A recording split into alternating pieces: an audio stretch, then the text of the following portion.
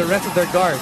And he'll be a slashing player that will be difficult to contain as Tenorio wiggles up and goes up with no letter. And that'll do it for this first half of play. And the physical nature or equation or quotient of the game increasing substantially at the 5-minute mark and onwards. Just a short while we'll join Chicky Reyes, who caught up with assistant coach Luigi Trillo. I wonder what Alaska has in mind as they huddle up. Chicky? I'm with assistant coach Luigi Trillo. Luigi, you guys played well in the first quarter. You scored a lot. You defended well. But in the second quarter, there was a collapse in the game of Alaska. What do you think will Coach Tim address in the dugout when you go there for your halftime huddle? You've got to give it to Eric Met. He's fired up. He's brought Ginebra back. And we have to be wary about that. Again, we just have to go to our strengths. Ginebra's strengths, they run up and down fast. They want to get in that type of offense. We have to go to our strengths, which is pound the ball inside. How about Tubid? Last question. He's been playing well in this game. So far, he's hitting it from the outside. Any defensive adjustments on this guy? Well, that's what Tubid's all about. For us, we just have to play him the same way, not get affected by the things he does. He brings a lot of energy. But the more you get Picon with his energy, the more it feeds off, the more it can bring us down. We just got to play. All right. Thank you, Coach. We'll take a short break from this game, and when we return, we'll show you the PBA's top 10 plays of the week. It is halftime here in the PBA with the Alaska Aces leading by just 1 point over the Barangay Ginebra Kings in Game 2 of their quarterfinal series. And right now we're taking a break from all the action and showing you guys our top 10 plays of the week. It's time once again for the PBA top 10 plays of the week. Starting off with number 10, Francis Aliera blocking TY10's shot with authority. And T.Y. got rejected by Aliera. Francis Aliera just showing us how Coca-Cola able to turn himself. And at number 9, Chris Daniels introducing himself with this slam.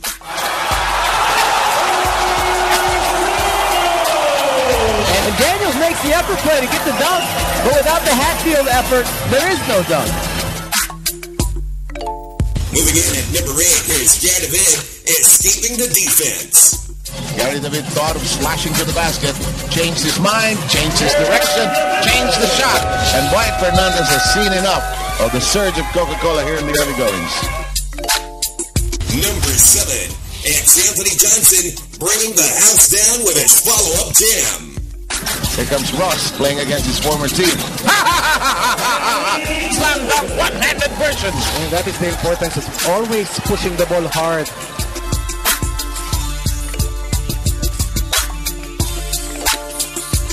And at number 6, Gabe Norwood went up, and away from the baseline. Norwood finding an angle. Gabe Norwood is such an athletic player and can finish to the baseline so well. Making it at top 5. This time it's Sol Mercado with a huge tray down the stretch. Mercado lets it fly. And Raynor Shine is on top by 3 after being down by as large as 12. And at number 4, here's Leroy Hickerson spinning and escaping the defense. And remember, after that play that we see a sweet move on the part of Leroy Hickerson. All of the energy from the second quarter being poured on here on the third. Number 3, Willie Miller with a thriller of a basket. Oh, Miller time! wow! Enjoy the show. Number 2, Ron J. Buenafe with a beautiful reverse. Williams, the trail job by Buenafe. Coach Yengyao loves those finishers. Ron J. Buenafe, when he in the open court, such a treat to watch. And our top play of the week, Sol Mercado piercing through the heart of Coca-Cola's defense. Mercado attacks. Oh, he willed that in. Keep in mind, he missed 3 of those in the course of the game, but he willed this in. 13 points in the fourth quarter for a total of 19 against a 6'9" guy who is the last line defender. That's our top 10 plays of the week. See you again next week. And those were your top 10 plays of the week. Second half of action coming your way, so keep it here on Solar TV. The Alaska Aces continue their mastery over Barangay Ginebra. Kagiwa launches triple, kisses the iron, no, and that's it. Alaska drawing first blood.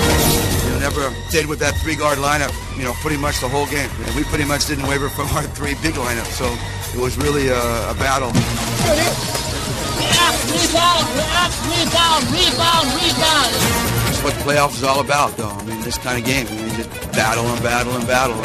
Can the Kings answer back, or will it be the old same story?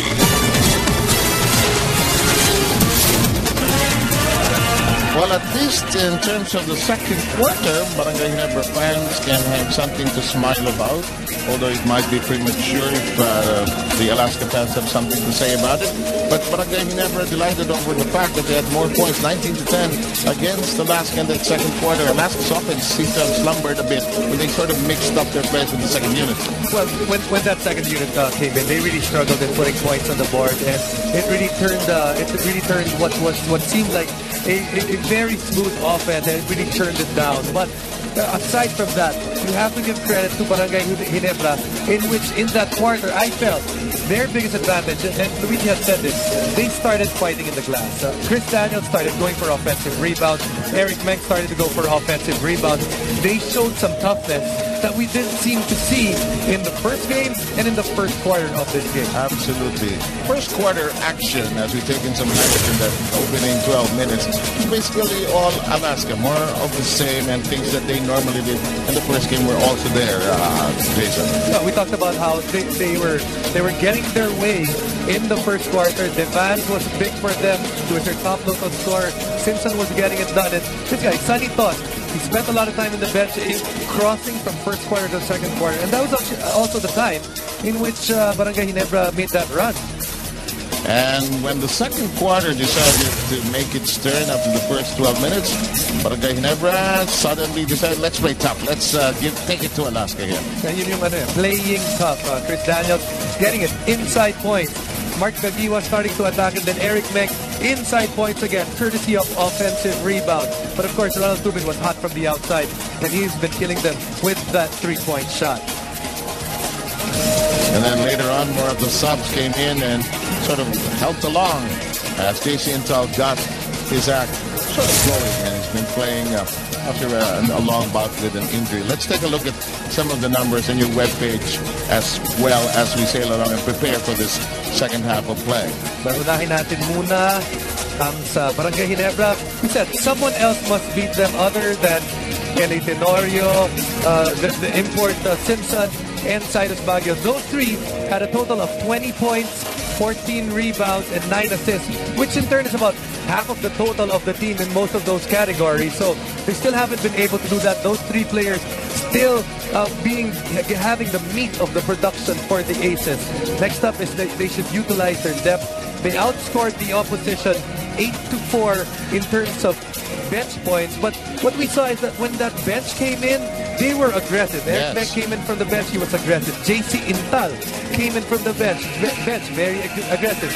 Even Willie Miller was getting things done for his team. And next up, we said they have to play with as a team and with passion. And I felt that they did that, especially at the turn of that quarter. And next up on the other side, para naman sa Alaska Aces, we said they should play with tempo on their side. They were able to limit Barangay Ginebra to only 4 points in terms of fast break points. While in return, ito Seva, they actually got 11 points out of only 6 attempts. So they've been very effective when they're running. Next up is to compete on the glass. They did half of that. They did very well with that. And finally, they should play with poise, which they struggled to in a way in the second quarter. Thanks, Jason. And let's send it to Cheska with Coach Juno Sabler. Coach Juno, before the game started, Coach Zhuang was mentioning that the size advantage of Alaska is the main problem. You guys had to dictate this game, the tempo of this game.